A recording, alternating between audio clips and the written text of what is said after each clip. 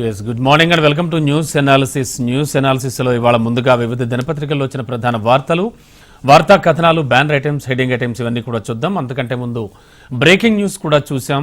ఈనాడు సంస్థల అధినేత రామోజీరావు కన్నుమూశారు. ఒక మీడియా టైకూన్గా అలాగే ఆయన గురించి చెప్పుకోవాలంటే చాలా ఉంది. అండ్ ప్రముఖ పలు సంస్థలు నిర్వహిస్తున్నటువంటి వ్యాపారవేత్తగా అలాగే అతిపెద్ద ఫిల్మ్ స్టూడియో రామోజీ ఫిల్మ్ సిటీ నిర్మాణకర్తగా అలా పద్మవిభూషణ్ అవార్డు గ్రహీతగా కూడా ఆయన వెనతికెక్కారు. ఇక ఆయన మరణం మాత్రం ప్రస్తుతానికి మీడియా వర్గాల్లో తీవ్ర విషాదాన్ని నింపుతోందని చెప్పచ్చు. ఇక ఇవాల్టి న్యూస్ అనాలిసిస్లో మనం ముందుగా వివిధ దినపత్రికల్లో వచ్చిన ప్రధాన వార్తలు, వార్తా కథనాలు కూడా చూద్దాం. ముందుగా ప్రధాన దినపత్రిక ఈనాడు విషయానికి వస్తే కనుక సమష్టిగానే నిర్ణయాలుంటాయి అంటున్నారు, కలిసికట్టుగానే ముందుకెళ్తా ఉంటున్నారు. ఎన్డీఏ అత్యంత బలమైన కూటమి, 100 సీట్లైనా కాంగ్రెస్కు రాలేదు. దక్షిణాదిలో కూడా కమలానికి ప్రస్తుతానికైతే ఆదరణ ఉందంటున్నారు. ఎన్డీఏ పక్షాల ఎంపీలు నేతల సమావేశంలో నిన్న ప్రధాని మోడీ ప్రకటించారు. అండ్ కూటమి లోక్సభ పక్ష నేతగా నిన్న మోడీ ఎన్నికైన అనంతరం ఆయన చేసినటువంటి వ్యాఖ్యలు, అలాగే ఆయన స్పీచ్ కానీ, ఆ తర్వాత చంద్రబాబు నాయుడు స్పీచ్, పవన్ కళ్యాణ్ స్పీచ్, ఇవన్నీ కూడా ప్రస్తుతానికి మనకి వివిధ దినపత్రికల్లో కూడా కవర్ చేసిన వార్తల్లో చెప్పుకోవచ్చు. అండ్ రేపే మోడీ పట్టాభిషేకం, మూడోసారి బాధ్యతల స్వీకరణ, రాష్ట్రపతి నుంచి ఆమోదలేఖ, అట్టహాసంగా ఏర్పాట్లు. నా జీవితంలో గర్వించదగ్గ రోజు అంటున్నారు ఎన్డీఏ కూటమి నేతగా మోడీని ప్రకటించే సందర్భంగా చంద్రబాబు చేసిన వ్యాఖ్యలు. నేటి నుంచి టీచర్ల బదిలీలు, పదోన్నతులు, మల్టీ జోన్ 1, 2 వారీగా షెడ్యూల్ జారీ. అలాగే జోన్ 1లో ఈ నెల 22కు, జోన్ 2లో 30వ తేదీకి ఈ ప్రక్రియ మొత్తం పూర్తి చేస్తామంటున్నారు. తెలంగాణలో టీచర్లకు సంబంధించి ఈ బదిలీల ప్రక్రియ, వ్యవహారం ఇవన్నీ కూడా తెలియజేస్తున్నారు. పట్టభద్రుల ఎమ్మెల్సీ హస్తగతం అంటూ కూడా మరో ప్రధాన వార్త వచ్చింది. ఇక తీన్మార్ మల్లన్న గెలుపు వార్తను కూడా ఈనాడు కవర్ చేసింది. నెక్స్ట్ మరో ప్రధాన దినపత్రిక ఆంధ్రజ్యోతిని తీసుకుంటే ఇక సమష్టి నిర్ణయాలు, ఎన్డీఏ స్ఫూర్తికి అనుగుణంగా పనిచేస్తా, జీవన నాణ్యతపైన దృష్టి సారిస్తాం, రేపు మోడీ ప్రమాణం. అలాగే సరైన టైంలో సరైన నేత అంటున్నారు. మోడీ జాతికి స్ఫూర్తి అంటున్నారు. నెహ్రూ సరసన మోడీ నిలిచారంటున్నారు. తెలంగాణకు 2 కేంద్ర మంత్రి పదవులు వస్తాయనేటువంటి ఒక డౌట్ఫుల్ విషయాన్ని కూడా ఆంధ్రజ్యోతి ప్రచురించింది. ఇక టీపీసీసీ కొత్త చీఫ్ ఎవరో అంటూ కూడా ఒక ప్రధాన వార్త, ఒక విశ్లేషణాత్మక కథనం. పార్టీ అధ్యక్ష పదవి బరిలో ముఖ్య నేతలు ఉన్నారు. కీలకంగా మారనున్న సామాజిక సమీకరణాలు, బీసీలకు పదవి కేటాయించే అవకాశం, రేసులో పొన్నం, మధు యాష్కి, సురేష్ షెట్కార్.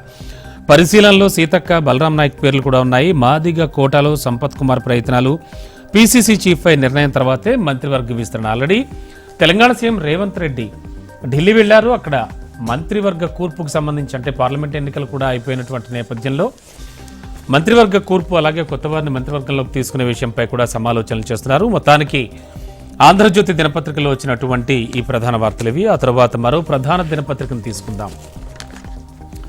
నమస్తే తెలంగాణ, టీచర్ల బదిలీలు నేటి నుంచే, పదోన్నతుల ప్రక్రియ కూడా ప్రారంభమవుతోంది అంటూ కూడా ఒక వార్త. అండ్ మరొక ఆశావహమైనటువంటి వార్త ఒకటి కూడా కనిపిస్తోంది చాలా మందికి. చక్కెర వ్యాధికి చుక్కల మందు, ఓరల్ ఇన్సులిన్ డ్రాప్స్ అభివృద్ధి చేశారు. అలాగే రోగులకు ఇంజెక్షన్ల నుంచి విముక్తి కల్పించడానికి ఈ డ్రాప్స్తో సరిపోతుంది అంటున్నారు. ఇన్సులిన్ తీసుకునేటువంటి అవసరం లేకుండా కూడా ఈ డ్రాప్స్తో సరి అనేటువంటి ఒక వివరణాత్మక కథనం వచ్చింది. తర్వాత ఇంజనీరింగ్ ఫీజుల పెంపు, యాజమాన్యాలతో ఆల్రెడీ టీఏఎఫ్ఆర్సీ సమావేశం, 4 రోజుల్లో నోటిఫికేషన్ వచ్చే అవకాశం.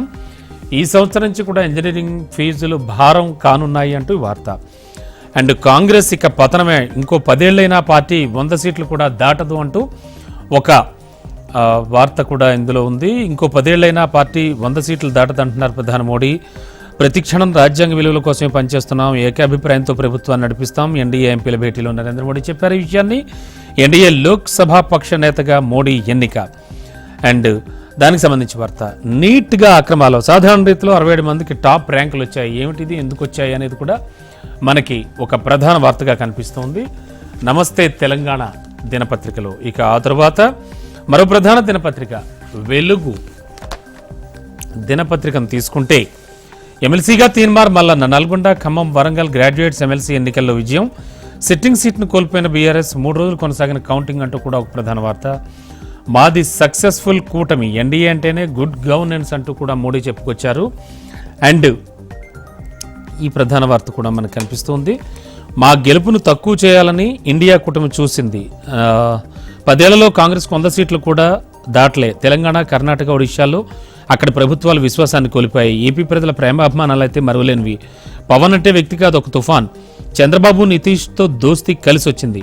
ఎన్డీఏ ఎంపీల మీటింగ్లో మోడీ వ్యాఖ్యలు చేశారు. మేమంతా మీతోనే అంటున్నారు చంద్రబాబు, పవన్. ఆ వార్త కూడా మనకు తెలుస్తోంది. ఇక త్వరలో రాష్ట్ర కేబినెట్ విస్తరణ. తెలంగాణ సీఎం రేవంత్ రెడ్డి అధిష్టానం వద్దకు వెళ్లారు. ఆల్రెడీ కేబినెట్ విస్తరణకు సంబంధించి సంప్రదింపులు జరుపుతారు ఇవాళ. అండ్ ఈ వార్త కూడా మనకు తెలియవస్తోంది. అండ్ మరో ప్రధాన వార్త, మరో ప్రధాన దినపత్రిక, ఆంగ్ల దినపత్రిక చూస్తే కనుక హ్యాన్స్ ఇండియా ఒకసారి చూద్దాం. హ్యాన్స్ ఇండియాలో వచ్చినటువంటి ప్రధాన వార్తలు కూడా press appoints Modi as PM designate అంటూ కూడా వార్త. Modi to take off as PM for third time on Sunday 7:15 PM అంటూ కూడా హ్యాన్స్ ఇండియా ప్రధాన